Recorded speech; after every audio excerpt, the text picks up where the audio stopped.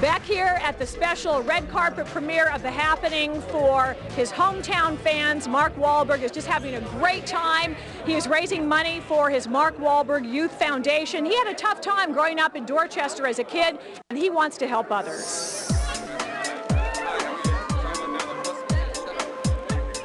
He arrived dressed to the nines, looking every inch like a movie star, to talk to hometown media and fans and raise money for the foundation close to his heart. Don't you look great? Nice to see you. Nice to see you. I don't feel great. I'm a little worn out. Are you really from promoting the film? Yeah, we started while I was shooting. I shot this movie, then I did The Lovely Bones, and then I went to Max Payne, and as soon as I finished Max Payne, I went to Europe to promote this, and then I went home for a couple of days and back to New York, and I'm going home in the morning, thank God. You are busy, the busy life of a movie star, but when you come back home, don't you feel like you've just, you know what you went through as a kid, and to be back with this amazing success must still feel pretty amazing. Oh, it's awesome. You know, it's nothing like being at home, you know, and they always keep me grounded as well, so it's nice. But it's definitely nice to share this with him, and certainly from the foundation. Mark Wahlberg started his foundation since his own troubled youth led him to crime and jail time. What do you think was the single greatest factor that turned your life around? Well, God, no doubt about it. I made a lot of bad choices, and it wasn't until I woke up and I really had a clear head and was able to sober up a little bit that I realized I needed to refocus my faith, get back to church, and since then, nothing but good things have happened for me. But he's also quick to give credit to this key person in his life, his mother, Alma Wahlberg. You know, he credits you and God with turning his life around. He does? Yes, he does. Wow. I find that hard to believe. Is he still the same old Mark, Alma, or do you feel that you got to work to keep his head grounded? He's great. He's great. He's really turned out well.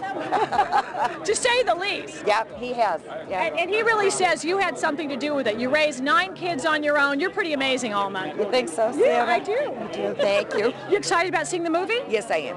Yes, I am. And it's all for a good cause, right? For the Youth Foundation. That's right. That's right. She has reason to be proud, and The Happening is already a big success at the box office. But since I haven't seen it yet, I had to know.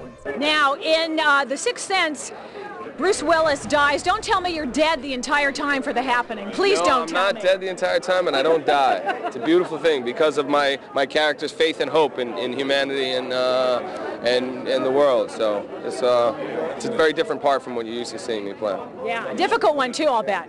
Yeah, well, I had to play a science teacher. I wasn't even a very good student, so it was definitely back to class, trying to figure out, you know, I spoke in foreign languages in films. It's one thing to be able to say the words, but I actually want to know what they mean.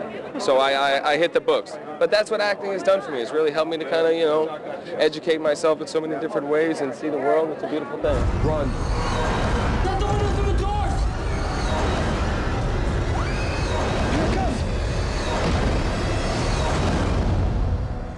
Really be happening?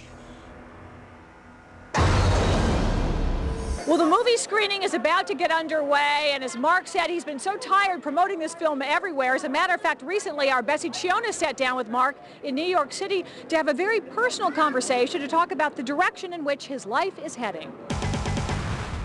You may lose some major Z's after watching Mark's latest film, The Happening.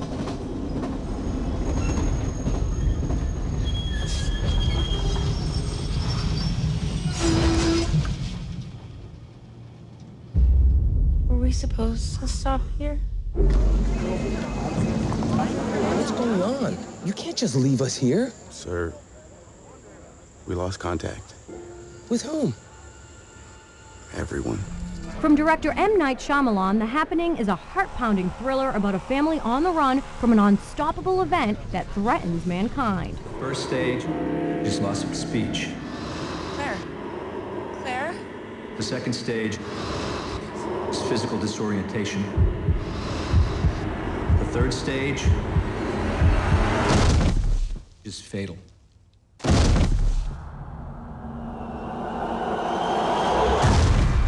A nice, different role for you. Yes. Sensitive side of Mark Wahlberg. Yes, which I am a very sensitive human being. I have children, so obviously, you know, that's automatic. But I don't get offered those parts that much, you know. Usually I'm going crazy on somebody, so it was a very nice change of pace. Well, I just talked to Knight, and he wants you to stick to this role. He wants you to stick to the sensitive Mark Wahlberg. Yeah, I went on to do The Lovely Bones after, and he was like, we should do that. Well, it's okay because it's Peter Jackson. Then I did this other movie, Max Payne, which is based on a video game, but it's a very intricate story, and it's all about emotion. It's not just to shoot him up. And he was like, you can't carry a gun anymore. I'm like, Knight, I want to be able to do everything. I want to be able to do comedy, do drama, do something scary, do something light. I mean, you know, I don't want to be put into one category. Well, what happened to you there? This was shooting Max Payne. I got into a couple of little scuffles, but all for the movie, whether they were while the camera was rolling or not. So. Since Mark is from my neck of the woods, I had to take a trip down memory lane. Well, again, being from Brockton, Massachusetts, I love City Brockton. of Champions. Oh, and isn't it Father Flavin?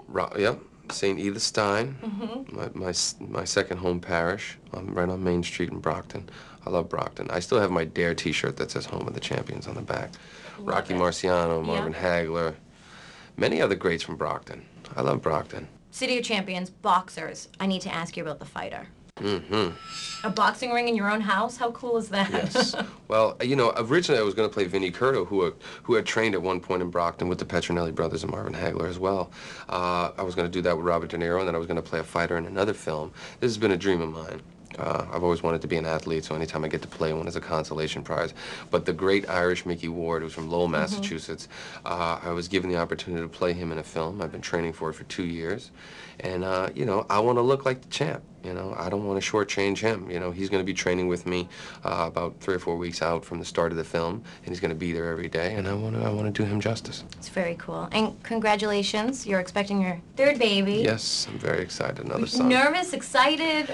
Always a little nervous. You know, you know, you have 2 healthy children, and you think about all the things that could go wrong, so you start getting a little paranoid. But definitely excited. Looking forward to it. Ella and Michael, are they looking and Michael forward are to it? looking Because it could be forward to it. tough bringing in a new one. Yes, well, we did a very good job of giving Ellie lots of attention when we brought Mikey home, and now we got our hands full, but we'll work it out. We're well aware of it, and we want them to adjust nicely. How are you as a dad? Are you strict?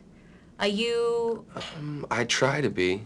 I think, you know, I will certainly be more and more strict as they get older. You know, my daughter can make me melt right now, so, and my son too. You know, they're good at it. I'll do anything to make them stop crying. Aww. And I have these prayer cards with my children's picture on them, and it's about being a good parent, being disciplined them when I have to, being light and understanding, and just to really do a good job, to kind of walk that fine line of being hard on them when you have to, but not being too hard. Well, it sounds like you're doing a great job, so Well, that's God the bless most important you. job. Thank you very much. You.